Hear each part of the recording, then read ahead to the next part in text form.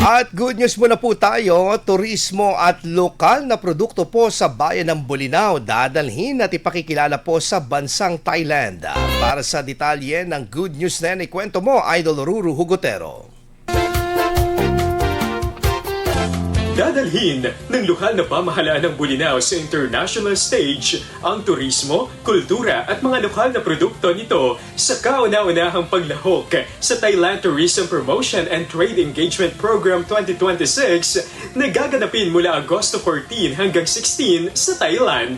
Itatampok sa programa ang mga natatanging destinasyon ng Bolinao kabilang ang mga beach at waterfalls, gayon din ang mga lokal na produkto, pagkain at kulturang may pagmamalaki ng bayan. Sa ilalim ng temang Find the One in Ilocos and Pangasinan, layunin ng Bolinao na maipakilala sa international market ang mga atraksyon at karanasan na maaring tuklasin ng mga turista sa kanilang pagbisita sa bayan. Inaasahang magbubukas ang naturang international engagement ng mga bagong oportunidad para sa turismo, kalakalan at pakikipagtulungan habang higit pang pinapalakas ang pagkilala sa Bolinao bilang isa sa mga pangunahing destinasyon sa Pangasinan. Yan ang ating good news. Ako si Idol Ruru Hugotero, tatak IFM.